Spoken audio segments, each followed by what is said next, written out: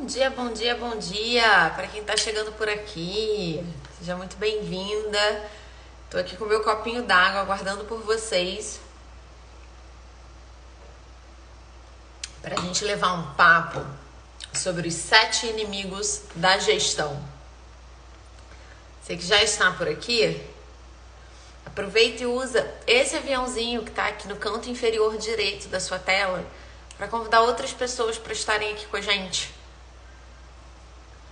Como é que vocês estão? Me conta uma coisa, vocês estão participando da imersão Você Gestora? A gente teve a aula 1 na segunda-feira, a gente teve a aula 2 ontem. As reprises estão no canal do Brisa no YouTube. A gente ainda vai ter a aula 3 amanhã e a aula 4. Eu vou te falar que ontem a aula foi tão power que eu tô até assim com a energia abalada. Botei toda a minha energia naquela aula. Não, vai durar 40 minutos. Ah, tá, 1h20 de aula. Eu lá sou pessoa de ficar economizando conteúdo? Não sou. Aí fui, aí o que acontece? Hoje estou aqui, que tô precisando me recuperar. Quem me viu, quem me vê, né? A pessoa assim, chega nos 35, parece que já tá com 82. Parece que já tá com 82. Mas vamos lá, tô brincando, mas é só porque... Não, tô brincando não, né? É verdade, a minha energia está aqui meio baqueada por causa dessa aula de ontem, que eu me entreguei, fui ali, me joguei com tudo e aí tô aqui me recuperando. Mas tudo bem, mas tô aqui, tô inteira, o corpo que tá meio devagar, a cabeça tá, ó, afiadíssima e a língua mais ainda. Vamos lá. Gente, então, deixa eu organizar aqui o samba. Nessa semana, desde segunda-feira, está acontecendo a imersão Você Gestora em 4 aulas diferentes. Aula 1, aula 2, aula 3 e aula 4. Aula 1 e aula 2 já foram entregues e com sucesso, modéstia à parte, né? Sem falsa modéstia, foram entregues com conteúdo riquíssimo. Na aula 1 eu falei sobre como você assumir a dianteira na sua vida profissional. E eu virei algumas chaves de mentalidade para você, uma chave que você precisa virar na sua cabeça para você começar a enxergar a tua vida profissional de outra forma, para você começar a se enxergar de outra forma na tua vida profissional e começar a trazer para si as rédeas da situação para então assumir essa dianteira. Muito bom dia. Na aula 2 que eu entreguei ontem, eu falei que todo mundo pode ser líder e que todo líder deve ser gestor. Então eu te expliquei por A mais B por que todo mundo pode ser líder, não usando a minha opinião, não é minha opinião, usei lá explicações, argumentos concretos, né, racionais, dei todo o embasamento teórico para isso, falei o que era liderança, falei o que era gestão para você diferenciar, porque no dia a dia a gente usa essa nomenclatura de forma intercambiável, a gente usa uma palavra pela outra como se fosse tudo a mesma coisa. E tudo bem, no dia a dia tá tudo bem, não tem erro não, né, porque a gente também não vai ficar regulando o vocabulário de ninguém. Mas a gente precisa saber, na hora de ir para o ambiente corporativo, qual é a diferença de uma coisa e outra, porque a gente precisa aprender a usar os dois chapéus. Então, todo mundo pode ser líder e todo líder deve ser gestor, porque a gente viu na aula de ontem que a liderança por si só, ela é bacana, mas ela não é suficiente. Ela não é suficiente para a gente ter resultado e, a partir dos resultados, ter moeda de troca para negociar posições mais elevadas numa empresa ou para negociar um salário mais alto numa empresa. A gente precisa, então, fazer as duas coisas, saber a hora de atuar nos dois papéis, saber a hora de ser o líder e saber a hora de ser gestor. E aí, falei também que isso é uma decisão, esse discernimento de quando você vai usar cada chapéu é uma coisa que acontece. Nossa, meu Instagram não, meu WhatsApp tá bombando, eu tô aqui em aula com vocês e tá tipo assim, chegando um monte de notificação, tô até me distraindo. Mas vamos lá, vou focar, vou conseguir aqui. Então, assim, esse discernimento de você saber, cara, quando que é a hora de ser líder e quando que é a hora de ser gestor, e que se você não sabe qual é a diferença de uma coisa e outra, você tem que assistir a reprise da aula 2, ele vem quando você desenvolve a sua inteligência.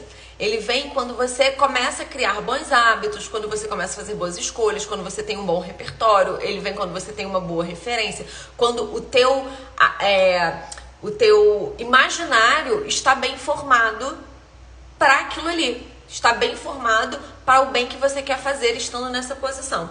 E aí hoje, aproveitando que a gente está nessa semana de imersão Você Gestora, eu decidi trazer esse tema também para cá. Na verdade, a gente já vem conversando há algumas semanas aqui, né, nas brisas da semana, sobre as relações profissionais, enfim, sobre esse universo profissional, sobre as sacadas que a gente precisa ter, sobre como a gente se apropria disso, como que a mulher sábia é uma mulher de negócios, tudo começou lá atrás quando a gente falou disso. Então vamos que vamos. Então hoje eu quero conversar com vocês aqui sobre os 7 inimigos da gestão. O que vão ser esses 7 inimigos da gestão? Deixa eu só ver se eu não perdi nenhum recado aqui. Não, eu cumprimentei vocês. Eu não me apresentei não, porque se você não sabe quem eu sou até hoje, tá papando mosca. Aí você assiste qualquer uma das aulas passadas para saber quem eu sou, né? E falei pra você que hoje a gente vai falar sobre esses 7 inimigos da gestão. Os 7 inimigos da gestão. Quem tá animado? Vamos lá. Quem tá aqui comigo? Quem tá afim de saber quem são os 7 inimigos da gestão? Quem tá pronto? Quem tá participando da imersão Você Gestora? Vamos conversar, gente. Me responde aqui. Eu sei que a gente tá aqui toda semana e tudo mais. Fala, quem aqui tá participando? Ah, vocês estão respondendo, vocês estão mandando emojizinho. Essa é a linguagem de vocês. Vocês estão participando lá. Boa. E vem cá. Então, quem quer saber quais são esses 7 inimigos da gestão? Porque esses 7 inimigos, eu vou te falar, o simples fato de você saber que eles existem, você meio que já bota eles pra correr. Claro, não tem mágica, né, gente? Assim, é um modo de falar. Não tem mágica, sabe? Mas quando você... só de você ter isso na consciência, só de você ter isso no seu radar, as coisas, elas já, tipo assim, já ganham outra perspectiva, sabe? Porque você já tá muito mais atento àquilo ali. É tipo assim, alguém virar pra você e falar assim, olha, não se combina quadriculado com poá, entendeu? Pode ser que mesmo sabendo disso, você ainda combine, ainda teime em usar quadriculado com poá. E de repente até fica bom, até dá bom, às vezes até dá bom.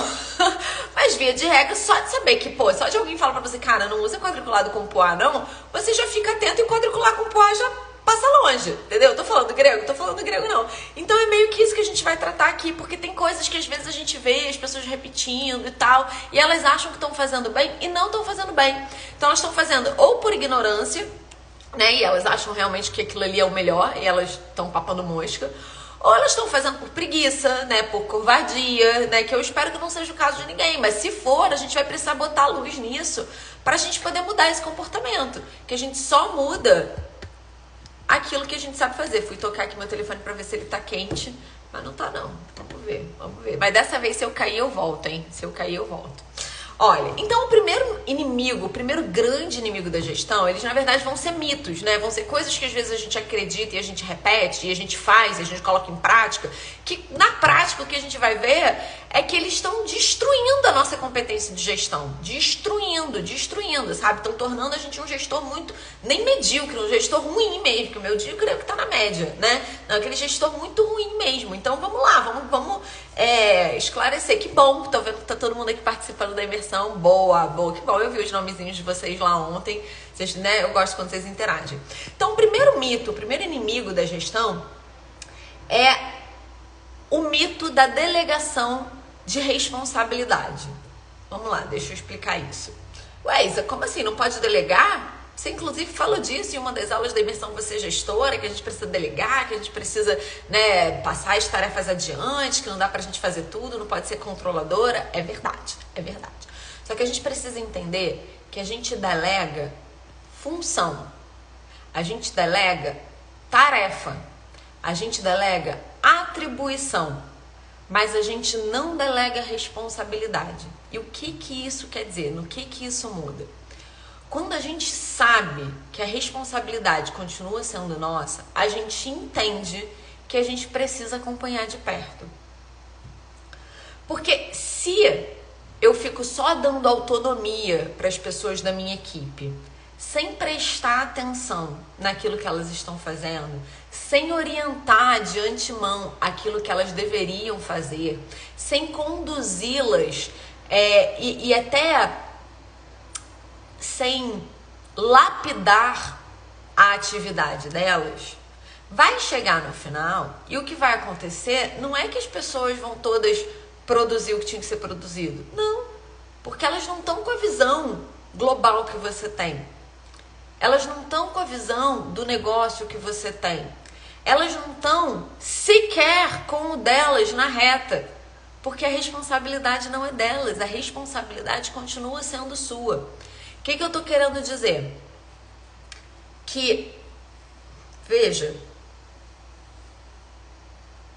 se você tem um time e você divide as atividades que são de sua responsabilidade entre as pessoas desse time, e essas pessoas não cumprem a atividade, quem está errado ainda é você. Você ainda vai poder ser chamado a atenção. Você ainda vai poder ser colocado contra a parede. Você ainda vai poder ser questionado sobre os seus números, sobre os resultados da sua equipe. Então, se a responsabilidade continua sendo sua, você não pode delegar essa responsabilidade, você não pode delegar esse poder, você não pode, achando que está dando autonomia para a sua equipe, subgerenciá-la. Entende? Até porque, na prática, o que acontece é que quando a M vai para o ventilador, você entra no modo controle total, bota todo mundo para refazer trabalho, porque a coisa precisa ser entregue, entende? Então você sente o bicho pegando, o clima esquentando, a temperatura subindo, e aí você vai ficar correndo atrás do prejuízo e tal, ou não vai entregar, ou vai fazer todo mundo trabalhar o trabalho do mês inteiro nos últimos 2 dias. Então a gente precisa entender que não é porque você é gestor que você delega a responsabilidade é sua. Você delega tarefas e atribuições, e para fazer isso, ou seja, delegar tarefas e atribuições e funções sem delegar responsabilidade, significa que você precisa gerir, que você precisa estar ali com a pessoa, dizendo quais são as metas dela, conversando sobre o escopo de trabalho, perguntando se ela está com problema de implementação, orientando sobre uma implementação otimal, dizendo para ela qual é a forma mais eficiente e eficaz de fazer aquilo, ou de repente nem é a forma mais eficiente e eficaz, mas é a forma que vai ser compatível com o trabalho que o colega dela, que está responsável por outras funções, está fazendo, né? Se ela fizer dessa maneira, vai concatenar com as ideias que o outro está fazendo, entende? Por exemplo, assim, dando um exemplo muito simples, eu preciso que você preencha para mim uma planilha com esses dados. Aí ela vai criar uma planilha muito bonita no Excel, toda colorida, toda cheia de guerigueri, toda cheia de sei que, só que ela não sabe que aquela planilha, na verdade, é um pedaço de uma base de dados que está sendo alimentada por outras pessoas. Portanto, a formatação da planilha, idealmente, deve ser igual à de todos os outros, porque aí depois você só copia e cola. Ou então você cria uma macro que vai buscar a informação na planilha de cada um e conseguir consumir, né, e construir essa base de dados. Se a planilha de cada um tiver construída de um jeito diferente, se um construiu em coluna e outro em linha, esse aí nem é um dos piores, que dá pra você, né, transformar isso rápido no Excel, mas se um mescla célula e faz formatação e chama aquele dado, aquela coluna de outra data, ou então separa um intervalo temporal considerando outro intervalo temporal que não é das mesmas pessoas, cara, por mais que a informação esteja ali, ela não entra, entendeu? Ela não entra no sistema. Ela não entra na engrenagem que você está falando. Isso pode dar um exemplo bobo. Então, a gente precisa, de fato, entender que se delega... Caramba, passou rápido, já tem 15 minutos aqui, eu só falei o primeiro inimigo. Você vê que eu tô lenta mesmo. Mas olha só. Então, a gente precisa entender que a gente não delega responsabilidade, gente. A gente precisa gerir. Não dá pra ficar nessa, tipo, não, eu gosto de dar autonomia pra minha equipe. Porque você gosta de não gerenciar. É isso que você gosta. Você não gosta de ficar em cima das pessoas, mas tem que ficar, cara. Isso faz parte do trabalho, tá bem?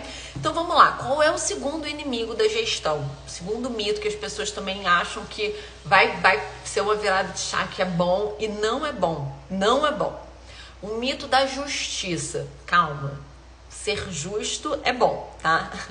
O que não é bom é você achar que ser justo é tratar todo mundo igual. Isso não é bom. Tratar todo mundo igual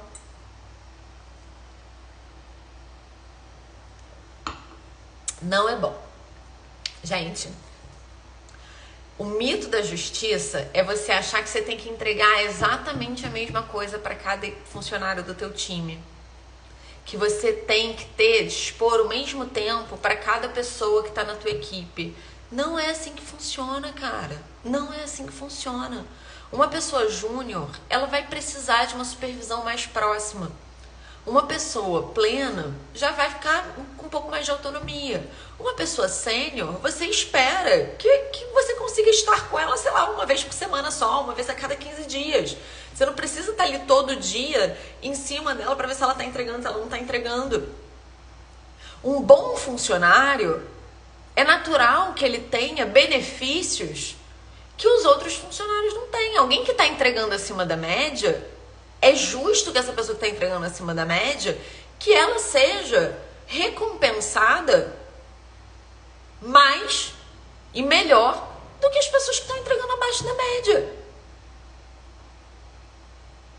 Aí o cara que está entregando abaixo da média, não, mas eu estou entregando aquilo que eu fui contratada para entregar. Tudo bem, você está recebendo seu salário que foi combinado na hora da contratação. Agora, os extras, né, os carinhos, o salário emocional que a gente falou na aula de ontem, ou até às vezes benefícios mesmo financeiros ou outros tipos de benefícios que podem acontecer, cara, eles advêm de uma performance acima da média, de uma performance para além daquilo que estava combinado na contratação, entende? Então, faz parte de uma boa gestão e faz parte até por um caráter de justiça você entregar para as pessoas aquilo que elas merecem, aquilo que elas precisam, aquilo que elas devem receber para conseguir chegar com você ao objetivo final. Gente, imagina se o capitão de um navio decide tratar de forma igual. Eu entrei nesse exemplo, mas esse exemplo é péssimo, porque eu não sei nenhum cargo. Cara, parece que eu tô bêbada, eu juro que eu não tô. Isso aqui ainda é a rebordosa eu tô na ressaca da entrega de ontem. Caramba, cara, eu tô sentindo mesmo, a minha energia tá esquisita, mas eu tô aqui recuperando. Então vamos lá. Entende, gente? Então essa coisa de você achar que tem que tratar todo mundo igual, isso tá errado. Isso tá muito errado, isso vai dar ruim. Como a gente diz lá no Rio, né? Fala assim no Brasil inteiro, é só no Rio. Sabe? Não pode, não pode. Você tem que... então como é que eu trato cada um? Aí é que tá. É essa calibragem do olhar, é essa sutileza do olhar que vai ter quem é um bom gestor. É esse discernimento de saber o que entregar para quem e quando que vai fazer a diferença do gestor bom e de um gestor mequetrefe que está ali só ocupando cargo. É isso que vai fazer a diferença da pessoa que está no cargo de gestão de pessoas ganhando ainda menos de 5 mil reais, menos de 10 mil reais. Como eu vi na pesquisa que a gente rodou, tem uma galera em cargo de gestão de pessoas ganhando menos de 10 mil reais. Uma galera.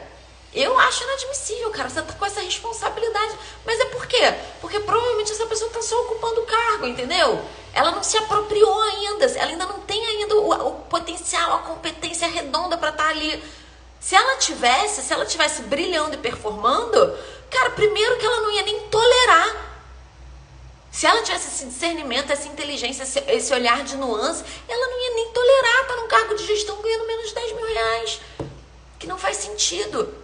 A pessoa que sabe disso e que se apropria... Mas não, veja bem, quando eu digo não tolerar, não é que ela vai lá na mesa do chefe dela, bater o pezinho, cruzar o bracinho e fazer bico. Não é isso. Se ela fizer isso é porque realmente ela não merece ganhar mais de 10 mil reais, que ela não sabe, não entendeu nada ainda. Não entendeu nada.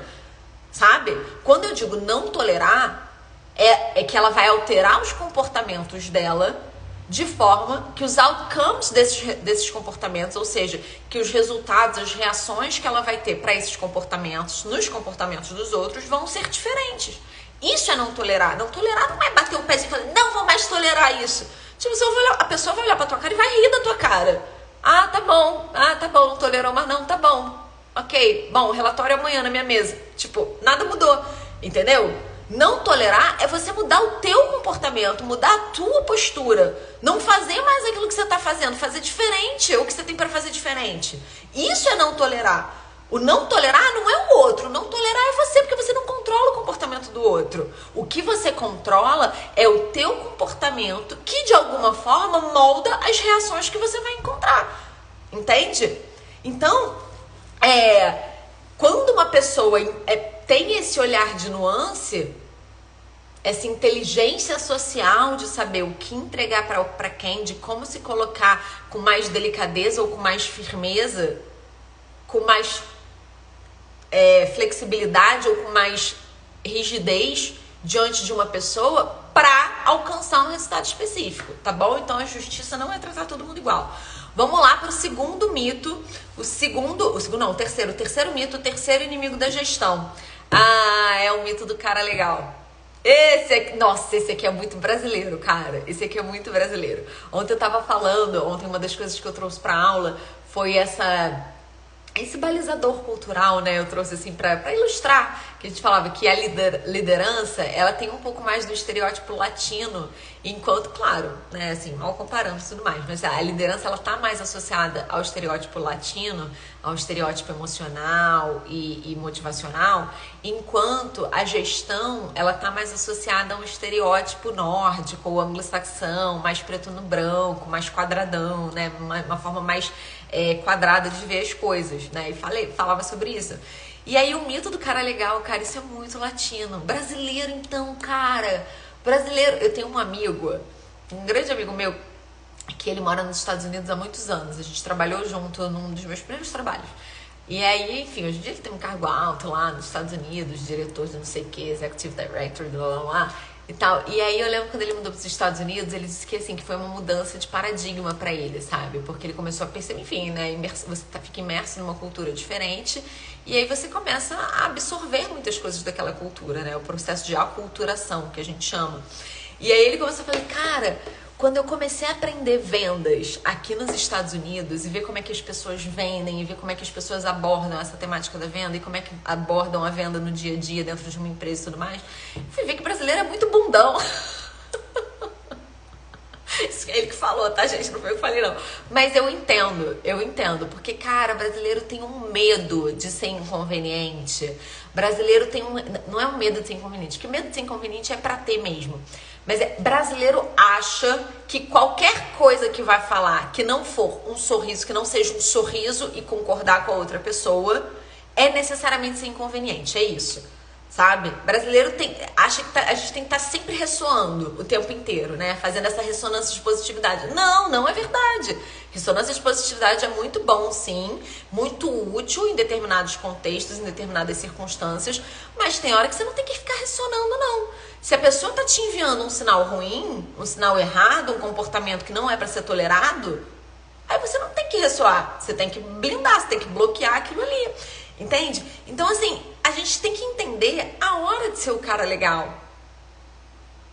O gestor, por exemplo, ele não precisa ser um cara chato, ele não precisa ser um cara autoritário. Óbvio que não precisa. Mas não tem que ser um cara legal. Não faz parte das atribuições do gestor ser um cara legal. Até faz parte das atribuições de um líder, eu entendo, né? Mas assim, quando a gente está falando, né, da mesma pessoa conseguir vestir os dois papéis, sim, gente, a gente precisa saber a hora de sorrir, a hora de falar sério. A gente precisa saber a hora de contar piada e a hora de dar bronca.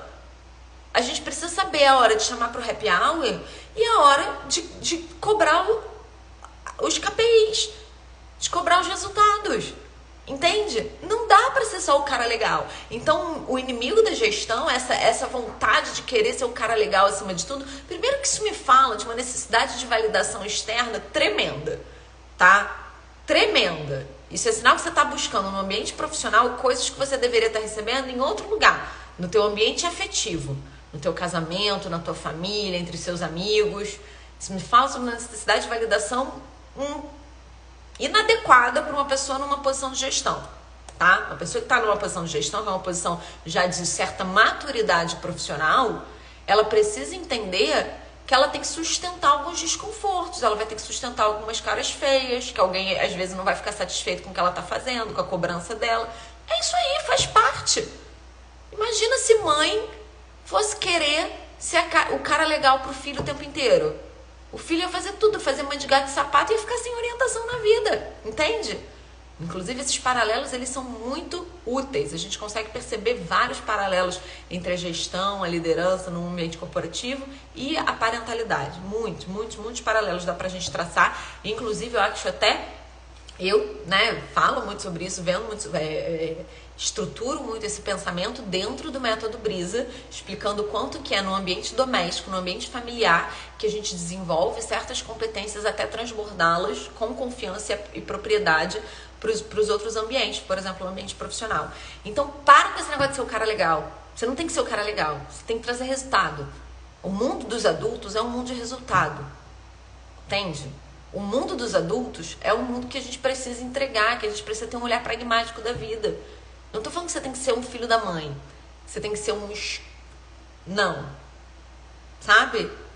Mas você tem que fazer aquilo que precisa ser feito. E às vezes você vai precisar chamar alguém na responsabilidade, chamar a atenção de alguém, apontar que alguém não tá performando, falar que a pessoa tá voando demais, tá voando muito, não tá entregando, tem que entregar. Entende? Então, para com esse negócio do cara legal, que isso aí tá só minando as suas competências de gestão. Vamos tocar aqui o barco. Me perdi aqui. O quarto inimigo da gestão é o mito da conversa difícil. O que é o mito da conversa difícil? Tá aqui, com cara legal esse. O mito da conversa difícil é quando o gestor acha que é melhor...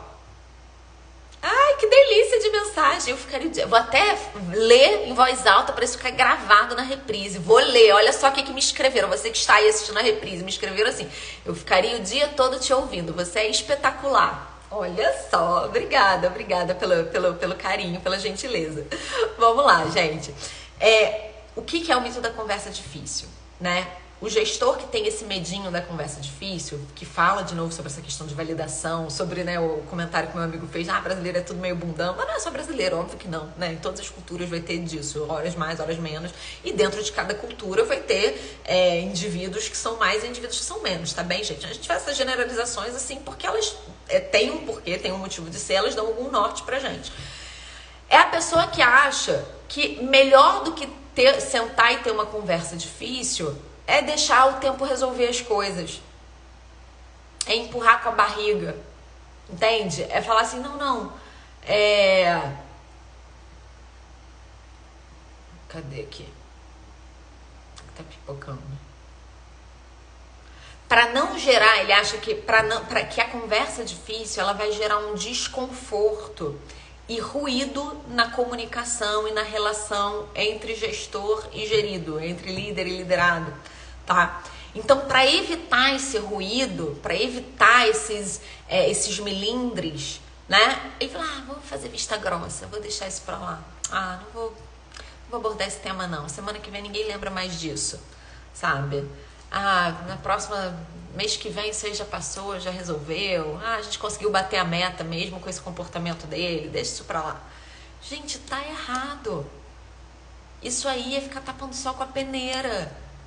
Isso aí é deixar um elefante branco na sala e não conversar sobre o elefante. Entende? Cara, é desagradável? Óbvio que é desagradável. Óbvio que tem conversas que a gente preferia não ter. Eu não tô dizendo que, imagina, quando eu falo também aqui, eu não tô dizendo que eu tô perfeitona nesse lugar já redondo, não, quem me dera, Mas vamos lá. Então, é óbvio que tem conversas que trazem aquele desconforto, que dão, dá aquela dor de barriga, que a gente tem que ir pra conversa falando, caraca, vai ser uma conversa tensa, provavelmente o clima vai esquentar, vou ouvir coisas que eu não quero ouvir, vou ter que falar coisas que eu preferia não falar. É óbvio, mas bem-vindo à vida adulta, cara. Bem-vindo à vida adulta, é tipo casamento. Dá pra você ser casado sem ter conversa difícil? Dá pra você ter um casamento, vamos lá, deixa eu reformular, porque até dá, Mas vamos reformular. Dá pra você ter um casamento saudável sem ter conversas difíceis? Não dá. Não dá. Então assim, não, você não pode deixar pra depois, tem que parar de ser esquivo.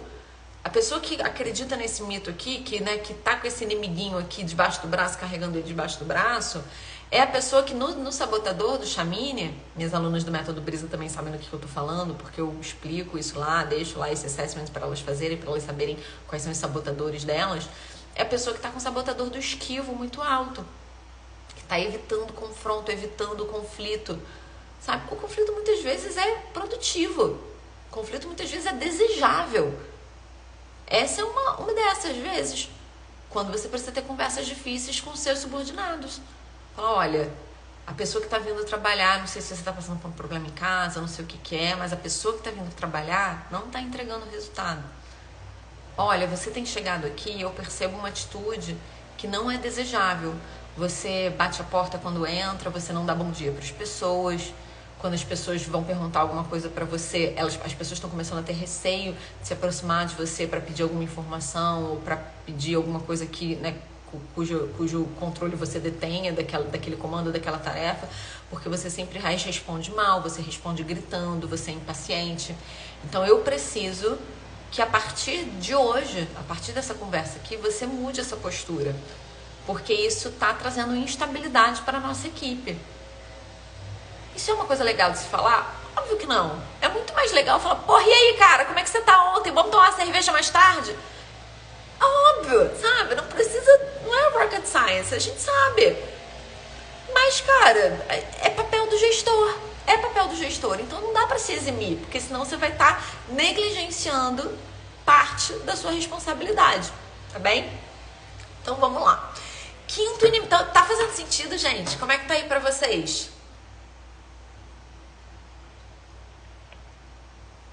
Me responde aí, estão gostando? Estão anotando? Estão anotando? Quero saber se vocês estão anotando. Estão pegando aqui papel e caneta para anotar esse negócio aí. Porque ficar só ouvindo, entra por aqui, sai por ali. Amanhã você já não lembra mais de nada, hein? Pode tratar de anotar tudo que eu tô falando aqui. Isso aqui muda a vida profissional de vocês. Isso aqui leva a vida profissional de vocês para um outro patamar. Ter esse tipo de mentalidade, ter esse tipo de abordagem em relação à vida profissional de vocês, faz de vocês excelentes profissionais. É isso que tira vocês da mediocridade, que sai aqui, ó, tá aqui a massa, bota vocês aqui em cima. Porque a massa tá só fazendo ali o basicão, entendeu? Sim, muitas anotações, dedinho doendo. Opa, que beleza, que beleza. Façam valer esse conteúdo, tá bem? Então vamos lá. O quinto inimigo da gestão é como é que eu chamo? É o mito quero dar um nome especial aqui para isso.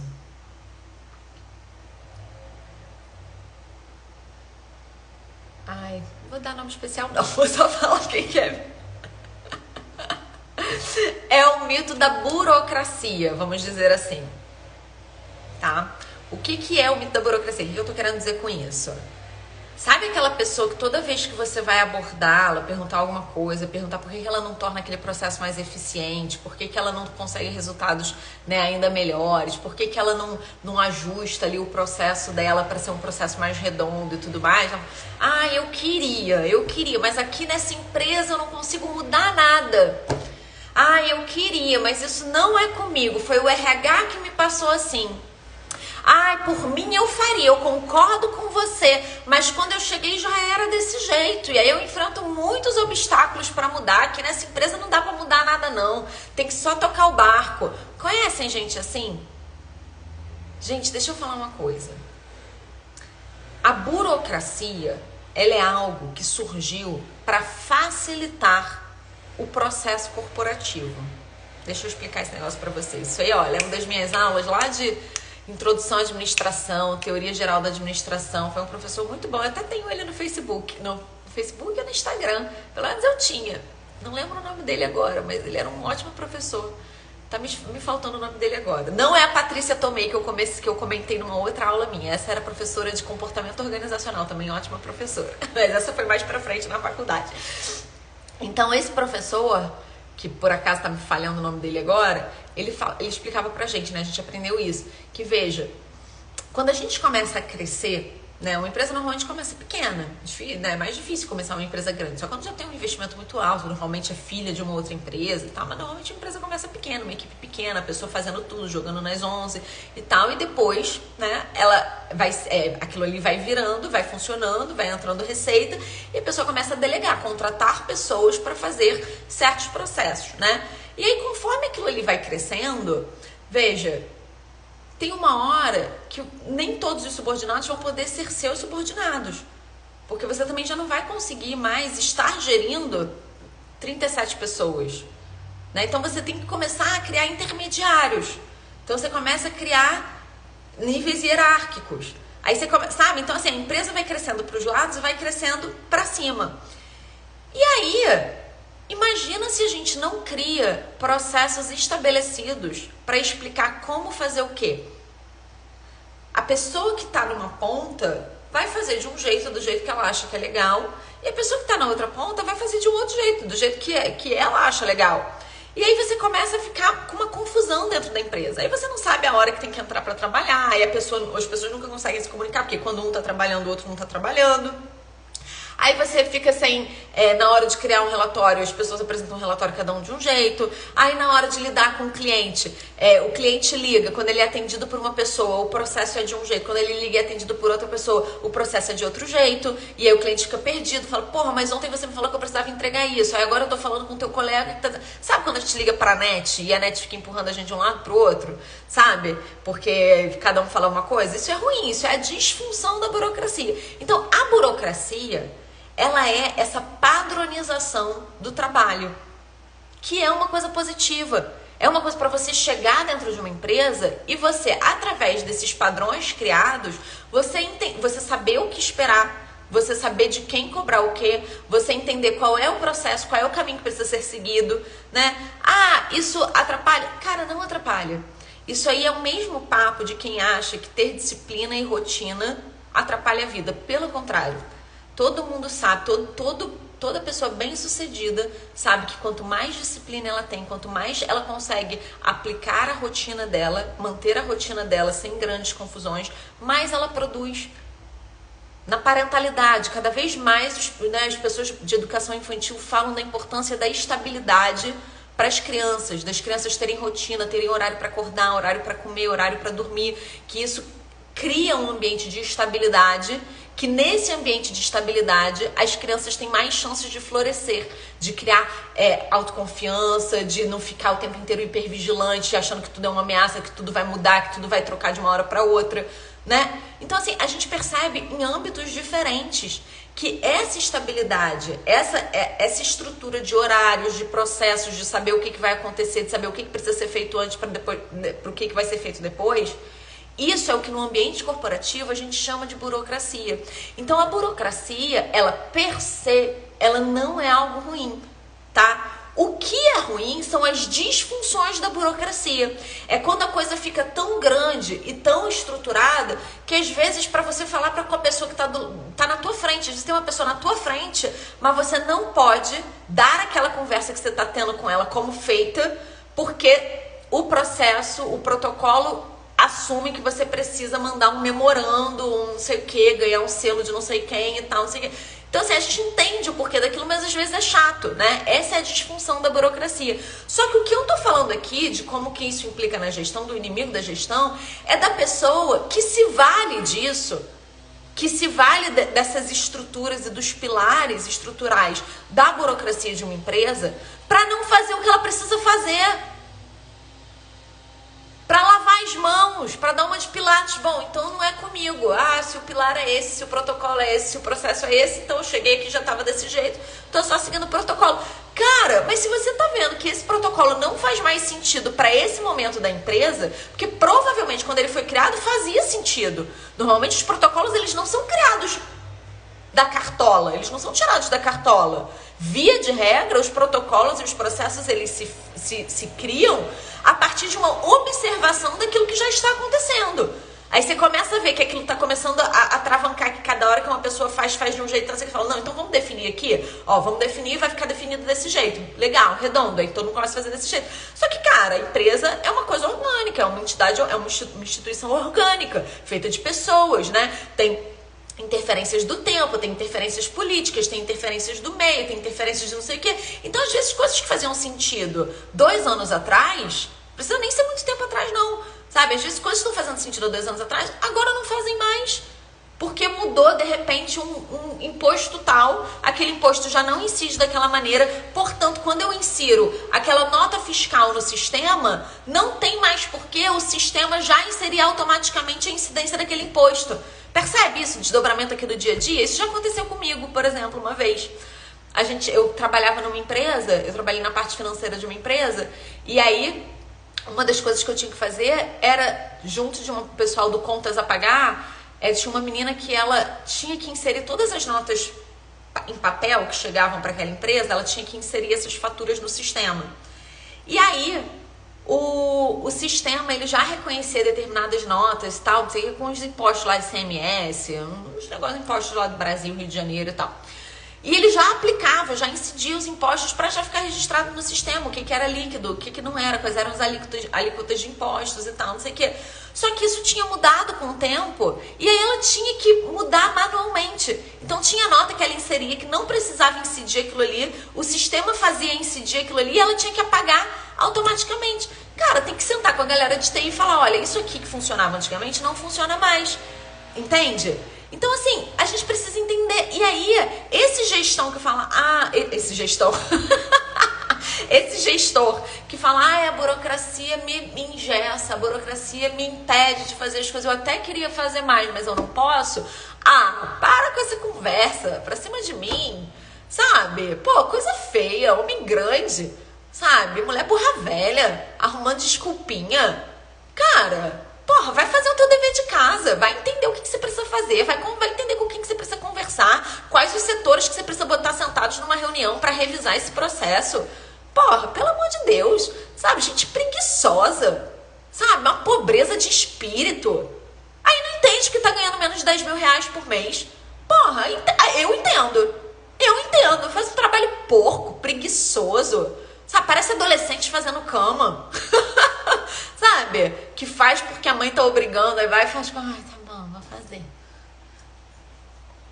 Sabe? Pelo amor de Deus, para com isso.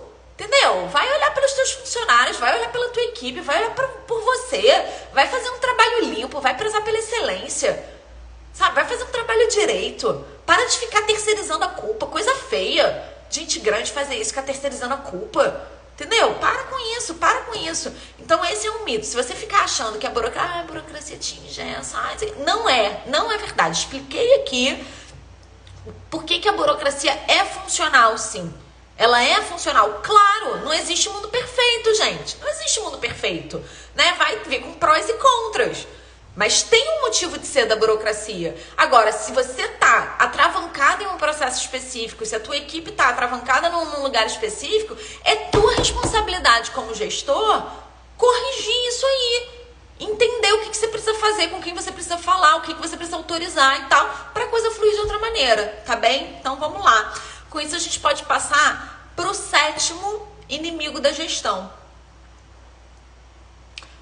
O 7º inimigo, as pessoas engessadas se acomodam. As pessoas, mais do que isso, as pessoas que se auto-engessam, né, que são as acomodadas. Entendeu? Porque assim, quando a gente não tá acomodado, ainda que tenha um sistema querendo atravancar a gente, cara, a gente faz curva. Entende? Por aqui não dá, então peraí, se eu for por ali, dá? Entendeu? Quem quer, faz. Quem quer uma solução, quem não quer uma desculpa, tá?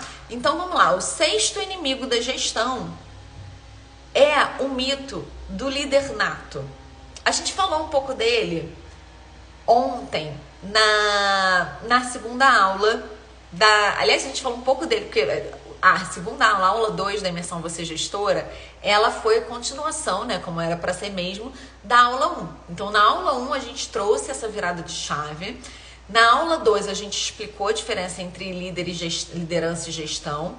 Mas e a gente falou que tanto a liderança como a gestão são competências comportamentais que são treináveis, né, e que não tem esse negócio do líder nato. Mas o que eu quero abordar aqui? Eu quero abordar aqui que Não ontem eu tava falando mais com a pessoa que falou assim, eu não tenho, né, essa competência de liderança, não nasci com isso. Eu tava falando, não, pode parar com isso, vai lá treinar, tá? O que eu quero abordar dessa vez é o contrário. É a pessoa que acha que é um líder nato. Nossa, mas eu sempre liderei meus amigos na escola. Era convidada para ser representante de turma. Sempre me escolhiam para ir falar com não sei quem, representando o grupo e tal. Eu sou uma líder nata e tal. E a pessoa que cai nesse lugar, e ela acha que porque de repente ela até tem algumas aptidões de liderança, que ela não precisa estudar para melhorar a liderança dela, ou que ela vai ser uma boa gestora porque ela é uma boa líder. Olha só que problemão. Olha só que ponto cego. Orgulho, né? A pessoa que não tá olhando bem no espelho, ela tá só olhando as características positivas dela. E veja, eu acho que a gente precisa reconhecer, sim, aquilo que a gente tem de positivo. A gente tem que, não pode ficar de falsa modéstia, não. Tudo bem, vamos reconhecer aquilo que a gente sabe. Só que o fato da gente, de repente, já ter uma certa facilidade ou uma certa habilidade, não deveria, pelo menos, significar que a gente não tem que continuar aprimorando aquela habilidade. A gente não tem que continuar aprimorando aquela competência, entende? Então, assim, não é porque você era convidado para ser representante de turma na escola, que você chega nos lugares e você sempre consegue conduzir os ambientes sociais, que você sempre convence os seus amigos a irem no restaurante que você quer ou fazer a programação que você quer, que necessariamente você tá... Qual é a palavra? Articulado? Não, que você tá... tá me fugindo. Que você tá preparado, digamos assim, para todas as circunstâncias que um papel de liderança vai te exigir. Entende? E não é porque você é um líder nato que você necessariamente é um bom gestor. Porque a gente viu ontem que são competências paralelas. Que uma pessoa pode ter uma competência e de repente não ter a outra. Aliás, é bem comum isso, bem comum. Porque, veja, quando a gente fala de análise comportamental, quando a gente fala de perfis comportamentais, é comum que uma pessoa tenha competências, assim, aptidões mais sociáveis e seja mais orientada para pessoas, já naturalmente, sabe? Enquanto outra pessoa vai ser mais orientada para números, para análise. Eu e meu marido, por exemplo, eu sou uma pessoa super orientada para pessoas, né? Eu chego no ambiente, eu noto as coisas fáceis, as dinâmicas fáceis e tal. Agora, eu tenho que ficar me preocupar de não ficar caindo no lugar de ser o cara legal, só porque eu percebo que a pessoa ficou constrangida. Daí, às vezes, eu vou ter que deixar a pessoa constrangida mesmo, porque faz parte ali do papel que eu tô cumprindo e tal, sabe? Já o meu marido, ele vem de um lugar muito mais analítico, muito mais metódico, ele é economista, por exemplo, muito mais voltado para os números, sabe? Muito mais preciso e muito mais seco, digamos assim, nesse trato, entende? Aí pronto, então a gente vai sentar nesse lugar, ficar de bracinho cruzado, eu sou assim, eu nasci assim, vou viver assim, Gabriela. Não, gente, ele precisa cada vez mais desenvolver as competências sociáveis dele, né, e se orientar para pessoas e conseguir conciliar esses dois lados, e eu preciso cada vez mais desenvolver competências de planejamento, de implementação, de números e tal, né? Então, assim, a gente precisa estar evoluindo sempre. Para onde vai depender do teu caminho, do teu ponto de partida. Entende? Então, assim, esse negócio, mas eu sou um líder nato, então se isso está no meu sangue, vai, conversa pra boi dormir. Conversa pra boi dormir. Não tem como chegar... Olha só, eu tô falando aqui da gente ir para um lugar de excelência. É disso que eu falo. Não tô falando para você sobreviver. Para sobreviver, tudo bem. Sobreviver faz qualquer coisa mesmo. Entendeu? Sobreviver faz qualquer coisa, sabe? Agora, eu tô falando de você ter excelência, de você ter qualidade, de você subir na carreira, de você ser valorizada, de você ser uma profissional requisitada. Entende? Eu tô falando de você entregar o teu trabalho e ter gente vindo bater na tua porta, de você ser prospectada ativamente pelo LinkedIn, de você ter cliente te ligando, falando, olha, eu tô acompanhando seu trabalho de longe e eu gostei e eu quero me tornar seu cliente. Entende? Eu tenho cliente assim, cliente que vem de outro país. Oi, quero tomar um café, vamos conversar, tô acompanhando seu trabalho, será que a gente pode conversar e tal, não sei o que, eu vou, tomo um café com a pessoa, fecho o cliente. Entende? É disso que eu tô falando. É de você estar trabalhando numa empresa E aí, de repente, alguém que trabalhou com você há 2, 3 anos atrás, virou gerente, virou diretor numa outra empresa, tá precisando montar a equipe numa outra empresa e lembra de você e puxa você. A gente nunca sabe, cara. A gente nunca sabe de onde pode vir a oportunidade. É por isso que a gente tem que prezar pela excelência. Entendeu? Eu não tenho que fazer porque eu tô na frente de fulano.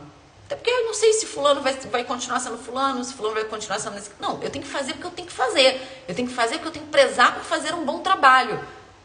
Eu tenho que fazer porque eu tenho que estar constantemente melhorando. Porque eu tenho que ser inteligente. Eu tenho que ser cada dia mais inteligente. Porque eu tenho que ser cada dia melhor. Não é porque eu tenho que ficar melhor que fulano que tá do meu lado. Não, é porque eu tenho que ficar melhor do que eu era ontem. É clichê, mas cara, o óbvio tem que ser dito.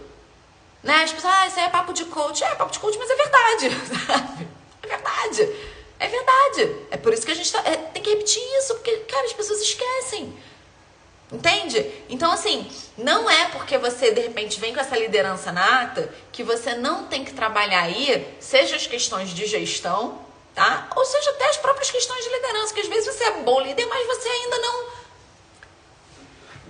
didatizou essa sua liderança, sabe? Ainda tem coisa aí pra lapidar nessa sua liderança. Finalmente, gente, chegamos aqui, nossa, até achei que fosse passado o tempo, mas ainda não, estamos aqui dentro do horário previsto das brisas do dia. Aliás, nem posso me estender, porque o Instagram eu acho que me derruba quando eu chego em 1 hora, então vamos lá. O último inimigo da gestão é o mito da falta de tempo.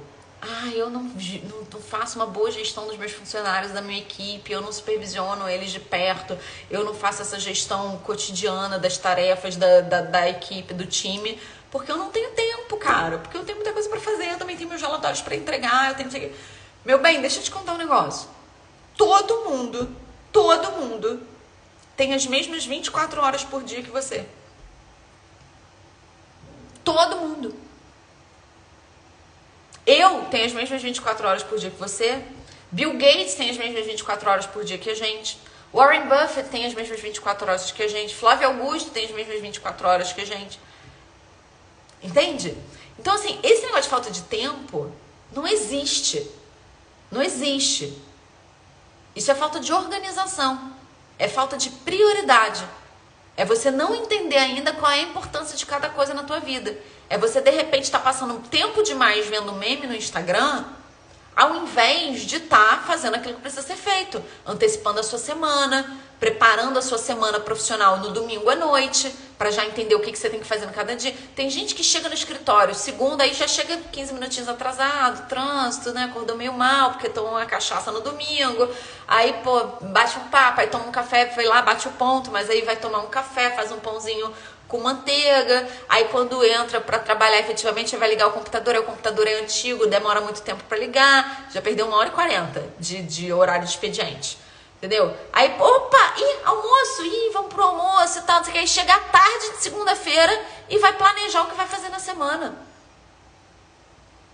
Aí não me admira ser uma pessoa num cargo de gestão que tá ganhando menos de 10 mil reais por mês. Aí não me admira. Surpresa nenhuma. Deveria estar ganhando até menos. Entendeu? Não deveria nem estar nesse cargo. Mas é porque às vezes a empresa, né, não tem quem puxar. Que é isso sim, isso é uma coisa também, sabe? A empresa vai fazer um recrutamento de seleção, ela tem aquele perfil ideal para vaga. Às vezes não aparece. Então ela tem que contratar dentro daquilo que, né, que tá acontecendo ali. Mas continua procurando. Mas é porque às vezes você tem prazo para entregar, você tem uma equipe sobrecarregada. Às vezes você precisa desafogar a tua equipe, senão você vai acabar perdendo outra pessoa da tua equipe, entendeu? São essas decisões do dia a dia que dentro de uma empresa a gente precisa tomar. Então, às vezes eu preciso contratar uma pessoa que nem era exatamente adequada para o cargo, mas tem que contratar, sabe? Então, assim, aí é uma pessoa dessa, que tá num cargo de gestão, mas não deveria estar, porque tá trabalhando mal, trabalhando feio, trabalhando pobre, trabalhando de forma mesquinha, entendeu? Então a gente precisa entender, cara, que esse negócio de falta de tempo, isso não existe. O tempo não muda de pessoa para pessoa. Todo mundo tem as mesmas 24 horas, todo mundo tem os mesmos 7 dias por semana, tá? Então você precisa se organizar em função do tempo que você tem. Mas eu não dou conta de fazer tudo. Então delega.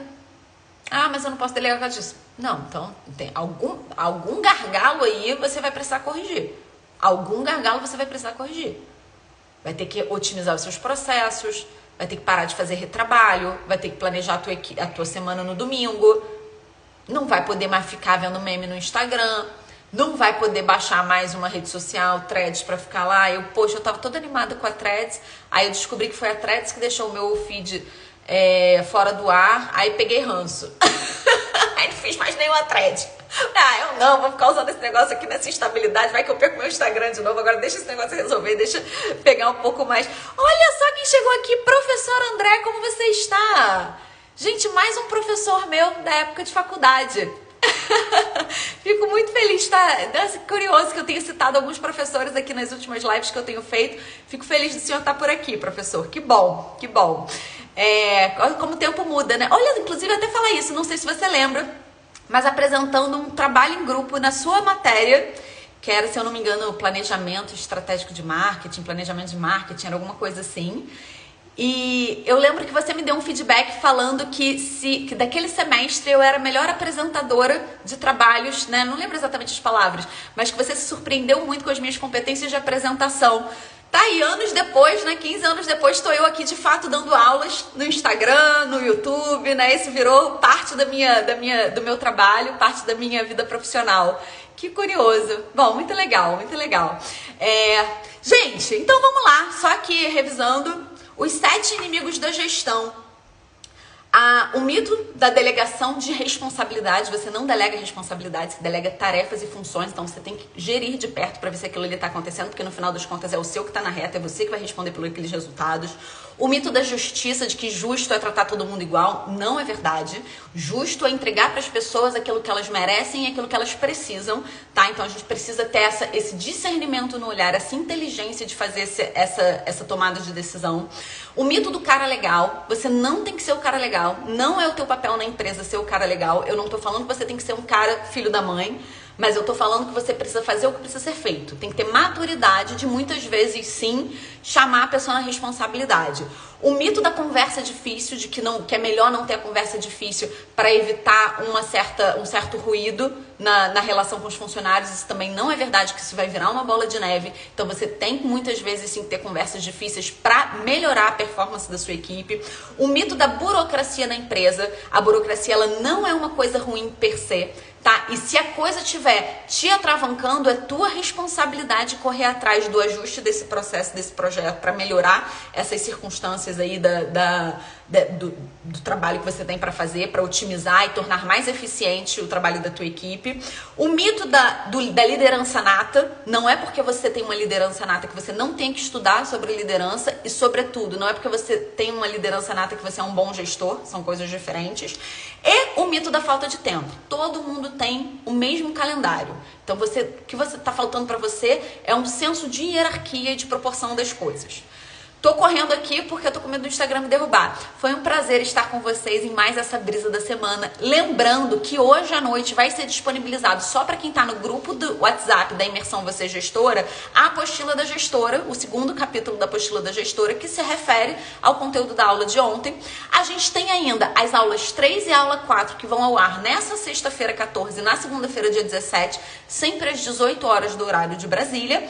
E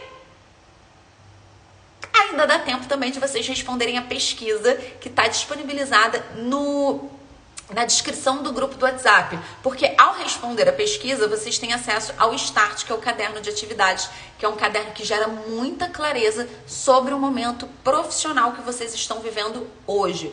Então vai lá, a gente se vê amanhã na próxima aula, né? Amanhã à noite, na próxima aula da Imersão Você Gestora. Foi um prazer, um beijo e até a próxima.